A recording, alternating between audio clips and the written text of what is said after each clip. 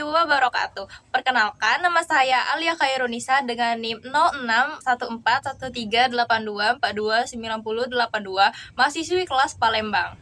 Dalam video ini, saya akan menjawab pertanyaan UAS MK Kesehatan dan Gizi, dosen pengampu Ibu Prof. Dr. Hatati MPD dan Ibu Dara Zulaiha MPD.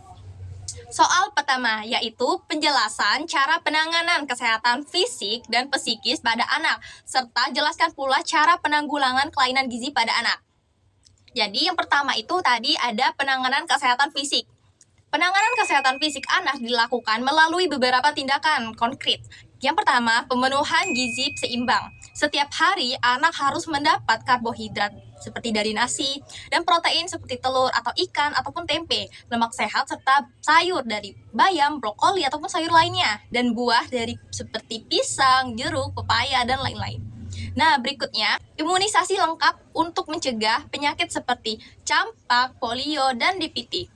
Nah, perilaku hidup bersih dan sehat juga menentukan dari cuci tangan pakai sabun, mandi 2 kali sehari, serta lingkungan bersih untuk mencegah infeksi. Berikutnya, aktivitas fisik dan istirahat. Anak usia dini butuh kurang lebih dari 10-13 jam untuk tidur dan aktivitas bermain aktif setiap hari. Berikutnya ada pemantauan pertumbuhan dengan penimbangan berat badan dan pengukuran tinggi badan secara rutin, misalnya di posyandu. Fokus utamanya untuk mencegah penyakit dan mendukung pertumbuhan optimal.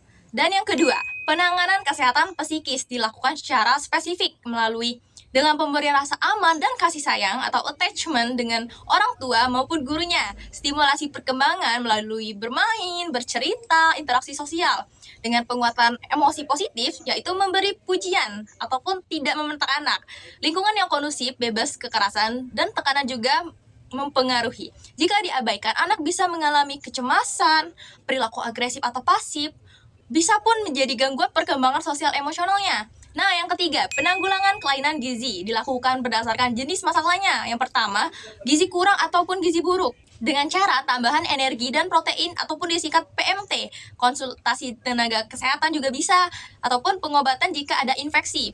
Yang kedua, stunting dengan perbaikan gizi jangka panjang dengan memberikan edukasi pola makan keluarga. Yang ketiga, obesitas dengan mengurangi makanan tinggi gula ataupun lemak, meningkatkan aktivitas fisik. Penanganan harus terarah sesuai jenis kelainan gizi pada anak.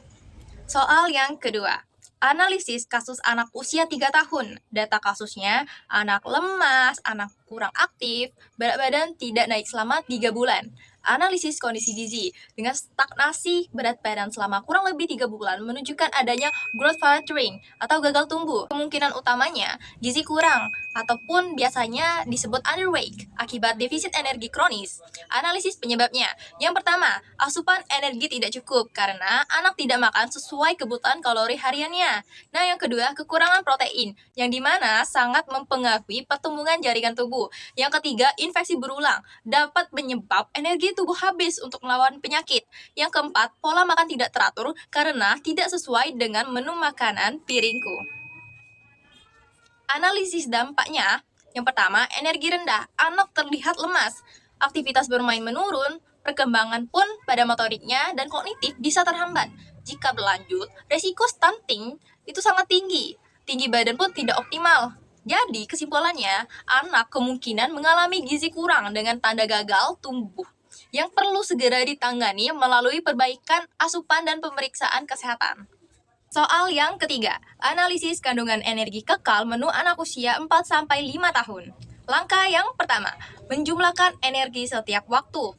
Waktu sarapan dengan roti tawar 2 lembar sama dengan 140 kekal, selai coklat 1 sendok makan sama dengan 90 kekal, susu UHT 200 ml sama dengan 120 kekal. Jadi total sarapan 140 tambah 90 tambah 120 sama dengan 350 kekal. Untuk makan siang, nasi putih 100 gram sama dengan 175 kekal, tempe goreng 50 gram sama dengan 110 kekal, sop wortel 100 ml sama dengan 60 kekal. Jadi total makan siang anak sama dengan 170 tambah 110 tambah 60 sama dengan 345 kekal. Snack sore anak dengan es krim 50 gram sama dengan 110 kekal. Total snack sama dengan 110 kekal. Total energi harian sama dengan 350 tambah 345 tambah 110 sama dengan 805 kekal. Langkah yang kedua, membandingkan dengan kebutuhan energi anak. Menurut AKG, dari Permenkes nomor 28 tahun 2019, anak usia 4-5 tahun membutuhkan sekitar 1.400 sampai 1.600 kekal atau hari. Ambil rata-ratanya kurang lebih 1.500 kekal per hari. Langkah ketiga, menghitung kecukupan energi. Gunakan rumus sederhana dengan persentase kecukupan sama dengan asupan energi dibagi kebutuhan energi dikali 100%. Jadi sama dengan 805 dibagi 1.500 dikali 100%. Jadi jawabannya 53,6%. Langkah keempat, interpretasi. Dengan asupan energi anak hanya sekitar 53% dari kebutuhan hariannya. Artinya, anak mengalami defisit energi sekitar 695 kekal. Kondisi ini termasuk kurang energi atau defisit sedang ke berat jika berlangsung terus-menerus. Nah, langkah yang kelima, analisis kualitas menu. Kelebihan, ada karbohidrat dari roti dan nasi, ada protein dari nabati yaitu tempe, ada susu sebagai sumber kalsium. Nah, untuk kekurangannya, yang pertama, protein hewaninya kurang. Hanya dari susu, tidak ada lauk seperti telur atau ayam atau ikan. Nah, sayurannya juga sangat minim, hanya sop wortel, kurang variasi vitamin. Yang ketiga, buah tidak ada, jadi kekurangan vitamin C dan serat. Yang keempat, snack tidak sehat, dari es krim tinggi gula, rendah zat gizi. Yang kelima, distribusi energi tidak seimbang. Sarapan 350 kekal itu cukup, siang 345 kekal itu kurang untuk makan utama. Snacknya 110 kekal, rendah kualitas. Jadi lengkap keenamnya, dampak jika kondisi ini berlanjut jika anak terus mengonsumsi energi di bawah kebutuhan. Yang pertama, anak mudah lelah saat belajar. Yang kedua, konsentrasi anak menurun. Yang ketiga, pertumbuhan berat badannya terhambat. Yang keempat, beresiko gizi kurang.